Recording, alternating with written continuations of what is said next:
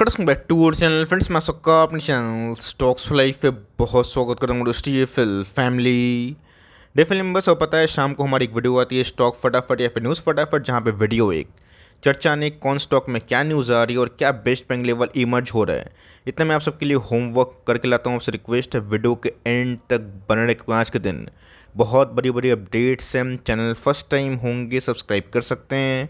इस तरह की क्वालिटी कंटेंट को सबसे पहले एक्सेस करने के लिए now without dealing any for time let's begin. तो बात की जाए, आज है 27 जून और दोस्तों बहुत बड़ा खेला हमें होता हुआ देखने को मिल रहा है। और इस खेला को अगर आप ठीक से देखें ना, आपको समझ में आ जाएगा कि एफ तेज़ी को और तेज़ी की राह पर ढकेलते हैं। निफ्टी ने गाइस फाइनली आज सबसे बुलंदी ऊंचाई कुछ हुआ जिसको हम 24,000 का भाव बोलते हैं। और इसी बीच में अगर आप देखें तो एफ ने ऑलमोस्ट, अगर आप देखें, 7,600 करोड़ के आसपास माल को खरीदा, जहां डीएस ने माल को बेचा। तो यहाँ पे गैस मैं आपसे पूछना चाहता हूँ कि जो लोग एफ को देख के इन्वेस्टमेंट का स्ट्रेटजी बनाते हैं पिछले 2-3 सालों में, उनको हाथ क्या लगा। इसीलिए गैस इंडिया का डेमोग्राफी को समझिए, इंडिया का कंजम्पशन पैटर्न को समझने की कोशिश करें और ये भी देखें कि इमर्जिंग मार्केट में अगर एफ नहीं भी हैं तो भारतीय बाज़ार काफ़ी रोबस्ट और ऑफकोर्स मैच्योर्ड है। इसका मतलब ये नहीं है कि आने वाले दिनों में करेक्शन नहीं होगा। करेक्शन दोस्तों एक ऐसा पार्ट है जो हुए बिना नया लाइफ टाइम हाई बनना काफ़ी मुश्किल है। बट इसी बीच में एफ की बात की जाए, जब निफ्टी 15,000 के आसपास ज़्यादा भाग रहे थे, आज 24,000 के आसपास आके उनको क्या ही मिल गया है। रीज़न अगर आप देखें तो जून के दोस्तों स्टार्टिंग के 10 दिन ना, ये आंकड़े आपको काफ़ी हॉकिश लगे थे। बट दोस्तों पूरा खेल एट द एंड में कन्वर्ट चेंज होता हुआ देखने को मिल रहा है। बस एक दिन की ट्रेडिंग होगी, उसके बाद वेलकम टू न्यू मंथ होगा मंडे से। तो इसी बीच में अगर आप देखें जो रुझान दोस्तों उनका काफ़ी नेगेटिव था, अब उसमें हरियाली देखने को मिल रही है। मतलब दोस्तों हर एक फ्रंट में जिस हिसाब से लिक्विडिटी इन्हेंस हो रही है, मार्केट में तेज़ी आ रही है ना, आपको अच्छे से पता है कि एफ एक बहुत ही इंपॉर्टेंट चीज़ का वेट कर रहे होंगे। उसी को हम लोग बोलते हैं रेट कट। अब देखें दोस्तों तो रेट कट का इंतजार सिर्फ मैं नहीं कर रहा हूँ, बल्कि हर एक निवेशक जो यूएस बाज़ार में इन्वेस्ट करता है, भारतीय बाज़ार में इन्वेस्ट करता है, वो लोग कर रहे हैं। अमेज़ॉन की बात की जाए, $2 ट्रिलियन दोस्तों इस इकनॉमी को अगर आप देखें इनके मार्केट कैप हिट होते हुए देखने को मिल रहे हैं। बिकॉज एआई को लेके अमेज़ॉन काफ़ी एग्रेसिव है। और दोस्तों अगर आप देखिए रेट कट बिट्स, जिसको लेके मैंने हमेशा बताया है कि आपको जो अंदरूनी खेल हो रहे हैं कि एमपीसी मीटिंग कब हो रहा है, इंडिया किस रफ्तार से अपने इन्फ्लेशन को कम कर रहा है, किस रफ्तार से ग्रोथ आगे बढ़ रही है, और कौन कौन से रो रहे हैं जो ग्रोथ को अटका रहे हैं। अगर वो सब रोरा दोस्तों पीछे से हटता है ना, तो रेट कट का एनवायरनमेंट कॉन्ट्रा बेट के लिए बहुत ही फेवरेबल हो जाता है। दोस्तों अभी तो बहुत ज़ोरों शोरों से बात होना शुरू हुई है, बिकॉज आरबीआई के बहुत सारे पैनलिस्ट हैं। कोई बता सकता है क्या कमेंट बॉक्स में कि आरबीआई के पैनल में कितने पैनलिस्ट हैं? देखते हैं हम किनका जीके किनका नॉलेज काफ़ी मजबूत है। एनीवेज अगर आप देखें उन्हीं में से दोस्तों एक आध पैनलिस्ट को लगता है कि ग्रोथ का रिस्क अब बढ़ रहा है, अब टाइम है कि इकोनॉमी को सस्टेन करने के लिए और बेटर इकोनॉमिक ग्रोथ के लिए हमें रेट कट की आवश्यकता पड़े। और ये होनी भी चाहिए, बिकॉज भारतीय बाजार दोस्तों मेरे हिसाब से ना अभी उस पोजीशन पे है कि घटते हुए इन्फ्लेशन या मॉडरेट इन्फ्लेशन को दाव लेके एक रेट कट की पहल शुरू कर सकता है, जो ईसीबी ने किया भी था। तो आपको क्या लगता है कि फेड को देखे बिना अगर आरबीआई रेट कट की शुरुआत करता है तो क्या गलत फैसला होगा या फिर सही फैसला होगा? मैं जनरली जानना चाहूँगा कि आपका ओपिनियन क्या है कि रेट कट से आरबीआई के पहले, मतलब फेड के पहले आरबीआई करना चाहिए या फिर नहीं। कमेंट बॉक्स में अपना महत्वपूर्ण जो राय है ना, उसको आप लिखिएगा ज़रूर। बीच में दोस्तों सबसे बड़ा बेनिफिशियरी बजाज फाइनेंस बन सकता है। वही कहानी है दोस्तों जो मैं आपको हमेशा बताता हूँ कि जितने भी तुकड़ ले सितम हंस हंस के सहेंगे हम, लेकिन तेरा पीछा नहीं छोड़ेंगे हम। तो मुझे कैसे बजाज फाइनेंस कल भी अच्छी कंपनी लगती थी, आज भी लगती है। इवन दोस्तों आज तो वैल्यूएशन पॉइंट ऑफ व्यू में मुझे और भी बड़ा कन्विक्शन फील होता है, बिकॉज जितना गैस वैल्यूएशन कंप्रेस होगा ना, उतना ही तेज़ी से स्टॉक भागता है जब उसमें एक जोरदार असरदार उनके टॉप लाइन में ग्रोथ की संभावना होती है। तो रेट कट से दोस्तों बजाज फाइनेंस को काफ़ी अच्छा फ़ायदा होगा। हाल फिलहाल में क्या टाटा मोटर्स के संग एक इनका एग्रीमेंट भी साइन हुआ कि कमर्शियल व्हीकल में फाइनेंस का इस बजाज फाइनेंस ही करेंगे। बात जियो कहने से कितना खतरा होगा या फिर नहीं होगा, मुझे लगता है कि इसकी उसको फोकस नहीं करके हमें प्रॉपरली क्वार्टरली हर एक नंबर्स को फिगर आउट करना है, जो मेरे हिसाब से काफ़ी इंप्रेसिव है। और 30 का पी दोस्तों मैं ऐसा नहीं बोलूँगा कि बहुत डट चीप का वैल्यूएशन है, लेकिन यस इतना मैं ज़रूर बोलूँगा कि हिस्टोरिक जो वैल्यूएशन को दोस्तों अगर आप मद्देनज़र रखें ना, तो बजाज फाइनेंस बहुत ही लुभावने वैल्यूएशन पर ट्रेड कर रही है। आपके पास समय है तो ऑफकोर्स दीजिए, बिकॉज ये सब कंपनी जब भागेगी ना तो अच्छा खासा रिवॉर्ड दे सकती है। तो याद होगा DYCL को 170, 180, 200 कितने बार मैंने कवर किया था और एक ही बात बताया था किस कंपनी को आप बिल्कुल ना बेचें, स्टॉक भागेगा तो गिरेगा भी। तो ऑफकोर्स हमारा जो दाव था सही हुआ, स्टॉक 3-3.5 गुना भागा। उसके बाद 30-40% के आसपास गिरावट देखने को मिली और फिर से दोस्तों लाइफ टाइम हाई की जो चढ़ाई है ना वो हमें दिखाई दे रही है। आज के डे हाई की बात की जाए 600 के आसपास था। बात कंपनी के फंडामेंटल्स की, तो जी हाँ दोस्तों, जब इनके वैल्यूएशंस मुझे काफ़ी अच्छे लगे, अट्रैक्टिव लगे, मैंने खोल के बताया था, बहुत लोगों को याद भी होगा। और वो इस टाइम पीरियड ना इस लेवल पे था कि कैसे मैंने एक ही वीडियो में PPL, DYCL बहुत सारे स्टॉक्स को कवर किया था। बहुत सारे स्टॉक्स ने मल्टी बैगर पैसे बना के दिए। कुछ स्टॉक अभी पीछे चल रहे हैं, बट येस उनमें अगर रिकवरी आएगी उनके अर्निंग में तो स्टॉक प्राइस में भी काफ़ी तेज़ी आ सकती है। तो जी हाँ गाइस, पुराना लाइफ टाइम हाई टूटेगा तो नया लाइफ टाइम हाई लग सकता है। ऑल्दो देखा गया तो उनके एक आध क्वार्टर के नंबर्स थोड़े सबड्यूड थे, बट येस मार्केट सेंटीमेंट को देखते हुए इनके नंबर्स इस वैल्यूएशन पे मुझे बहुत ख़राब नहीं दिखाई पड़ते हैं। तो इस कंपनी को रेट करें और 550-540 के लेवल्स पे आते हैं तो स्टैगर्ड वे ऑफ बाइंग धीरे धीरे अपनी SIP को फॉर लॉन्ग टर्म कर सकते हो। मैंने कमेंट बॉक्स में बहुत सारे कमेंट्स देखे कि सर HG इंफ्रा को कवर करे, आपने KNR को कवर किया। HG इंफ्रा कैसी कंपनी? अच्छी कंपनी है, दमदार कंपनी है। वैल्यूएशन की बात की जाए 21, 21, 22 के P मल्टीपल पे चलने वाली कंपनी है। 11,000 करोड़ के आसपास की मार्केट कैप ज़रूर है। कुछ समय से कंपनी के अर्निंग्स काफ़ी अच्छे थे जिसकी वजह से स्टॉक काफ़ी प्रभावित किया मुझे, और ऑफकोर्स इसने अर्निंग भी अच्छा पेश किया तो स्टॉक में काफ़ी तेज़ी बनी रही। आपने इस कंपनी में निवेश किया तो निवेशित रहे, और निवेश करना चाहते हैं तो टुकड़ों में हर एक लेवल्स पे, जैसे कि 20 डेज़ का EMA हो गया, 50 दिन का मूविंग एवरेज हो गया, इन सब में थोड़ी थोड़ी चंक क्वांटिटीज इक्का दुक्का स्टॉक को ऐड करके फॉर लॉन्ग टर्म SIP कर सकते हैं। देखा गया तो अगर आप KNR या फिर कोई भी अच्छी इंफ्रा वाली कंपनी में निवेशित है ना, निवेशित रहें, बिकॉज रेट कट से का इस रियल मायने में ना इनके अर्निंग साइकिल आने वाले 18 महीनों में काफ़ी हद तक इंप्रूव हो सकते हैं। PAT की बात की जाए, करना क्या है? करना तो एक ही चीज़ है, होल्ड करना है। क्या फ्रेशन ट्रिक कर सकते हैं? तो जी हाँ दोस्तों, स्टॉक बहुत क्रैश भी नहीं हुआ, धीरे धीरे कैसे एकोमुलेशन किया जा सकता है। PAT खरीदें या फिर टाटा टेक खरीदें, तो जी हाँ गैस, अभी के time valuation point of view में टाटा टेक्नोलॉजीज़ काफ़ी लुभावने भाव पे चल रहा है, 40 के PE के लगभग। इस कंपनी की बात की जाए 71 का P मल्टीपल कमांड करने के बावजूद भी इसमें गिरावट क्यों नहीं पता है? इनके प्रमोटर्स की सही कमेंट्री की वजह से, बिकॉज प्रमोटर हर एक फ्रंट में जो कमेंट्री पेश किया ना उसको डिलीवर भी किया। इसलिए का इस कंपनी का कुछ कुछ ऐसा भाव होता है, कोई कंपनी ऐसी होती है जो प्रमोटर्स के ऊपर ही काफ़ी डिपेंडेंट होती है। तो अगर वैल्यूएशन पॉइंट ऑफ व्यू से मुझसे पूछा जाए, टाटा टेक्नोलॉजीज एक बहुत ही अच्छा बेट है। लेकिन यस, अगर आपको लगता है कि 20, 12, 15, 25% की गिरावट से फॉल से मैं पैनिक नहीं करूंगा और मुझे इसी कंपनी में निवेश करना है फॉर 10 ईयर्स, 5 ईयर्स, तो मैं बोलूँगा कि SIP कंटिन्यू करें और लिए हैं तो मेरा ऐसा मानना है कि आपको इस कंपनी को लॉन्ग टर्म रखने की आवश्यकता है। बात की जाए लक्ष्मी ऑर्गेनिक इंडस्ट्रीज़ के बारे में, तो जी हाँ दोस्तों, मैं एक ही बात जानता हूँ, मुझे पता है कि बहुत लोग परेशान होंगे सर इस कंपनी में 2 साल वेस्ट हो गए, 2.5 साल वेस्ट हो गए। आपने देखा कि मुथुट मनप्पुरम वर्लपुल में क्या हुआ, कहानी कहाँ घूमी। तो ऑफकोर्स आपको गट्स रखना पड़ेगा और ऑफकोर्स आपको इस बात पे फेथ रखना पड़ेगा कि आने वाले दिनों में कुछ चेंजेस हो सकते हैं।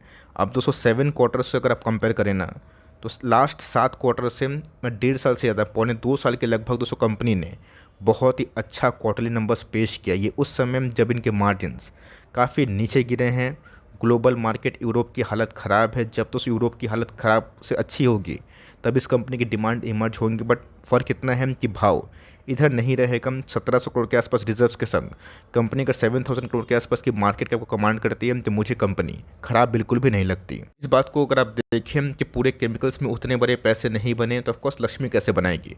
साइज़ की बात की जाए कोई 270,000 या फिर 1 लाख करोड़ की पास की मार्केट कैप नहीं है। जब ये सब कंपनी भागती है तो ऑफकोर्स 6 महीना साल भर में ही पूरे 10 साल का पैसा बनाती है। अब वो कब आएगा ये तो गैस धैर्य से ही समझ में आएगा। कंपनी का इस ख़राब टाइम में भी 250, 230 के आसपास रिकवर हुई, 200 का बेस नहीं तोड़ी। तो मेरा ऐसा मानना है, आपने अगर लॉन्ग टर्म के लिए होल्ड किया है तो 7 क्वार्टर दोस्तों अगर आपने इतना झेला है ना, कुछ क्वार्टर और सही, बिकॉज रेट कट के बाद सही में पूरे वर्ल्ड मार्केट में डिमांड इमर्ज होगा अगर कोई विपदा नहीं आई। तो मेरा ऐसा मानना है कि अगर आप लॉन्ग टर्म प्लेयर हैं तो होल्ड करने में दिक्कत नहीं होनी चाहिए।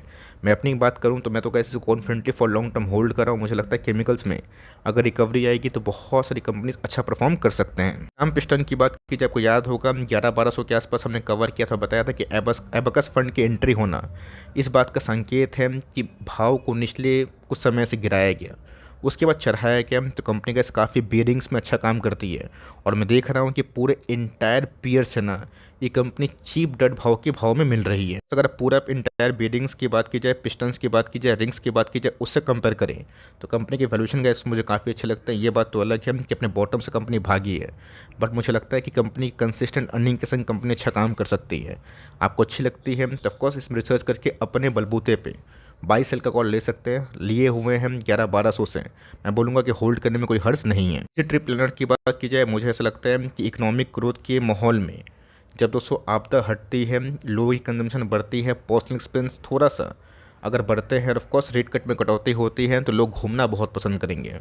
उसमें गैस इजी ट्रिप प्लानर एक बहुत बड़ा थीम होगा, इंक्लूडिंग IRCTC। ये दोनों कंपनी गैस काफ़ी रडार में रखिएगा, बिकॉज जिस हिसाब से पर्सनल टैक्स रेट को लेके एक कटौती की बात चल रही है तो ऑफकोर्स वो पैसा इकोनॉमी में ही आएगा। और ऑफकोर्स जितने भी तरह के दोस्तों प्लानिंग वाले बिजनेस है, टूर्स एंड ट्रैवल्स का बिजनेस है, वो काफ़ी अच्छा परफॉर्म करेंगे। बट गूगल बाबा में दोस्तों वो चार्ट अपडेट नहीं है तो ऑफकोर्स आप चाहें तो दूसरे वेबसाइट पर जाके इसको वेरीफाई कर सकते हैं, बिकॉज इसमें बोनस स्प्लिट दोनों का ही एग्जीक्यूशन हुआ था, जिसकी वजह से कैसे बहुत गिरा हुआ देखने को मिल रहा है। बट ये एक्चुअल चार्ट नहीं है।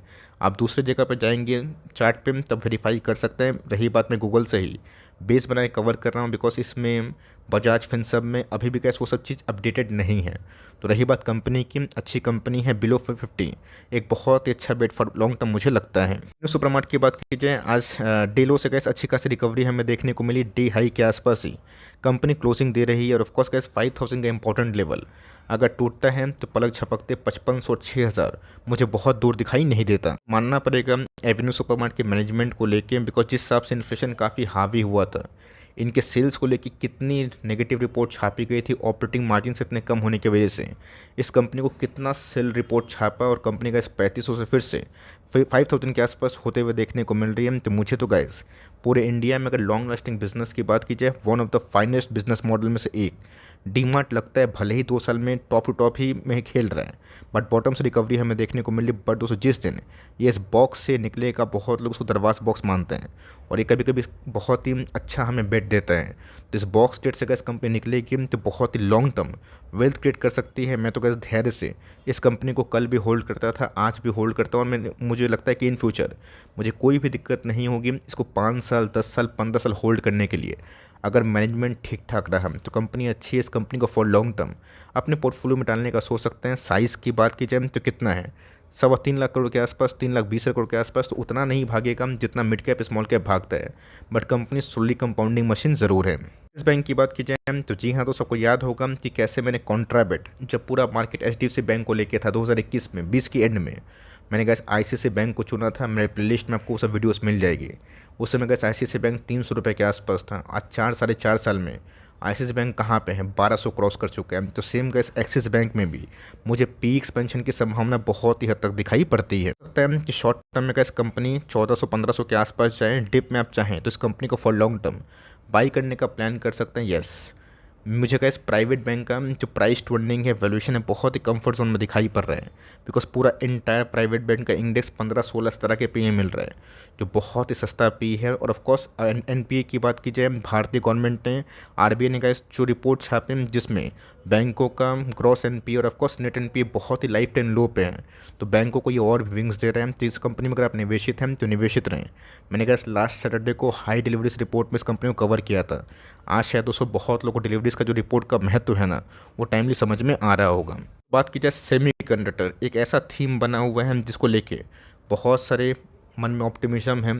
बहुत लोगों को दुविधा भी लगती है कि सही में इंडिया इंफ्रा बिल्ड कर पाएगा क्या। सेमीकंडक्टर को जो चीज़ बढ़ने के लिए चाहिए, गवर्नमेंट का सपोर्ट और ऑफकोर्स एक बड़ा कैपेक्स, बड़ा फंड वो मिलेगा। तो ऑफकोर्स दोस्तों गवर्नमेंट अभी भी जिस रफ्तार से 2 टर्म में आई थी और तीसरे टर्म के बाद मुझे जो एग्रेशन देखने को मिल रहा है, अगर सही में वो चीज़ फ्रूटफुल आउटकम देता है ना, तो सेमीकंडक्टर को वो चीज़ मिलेगा।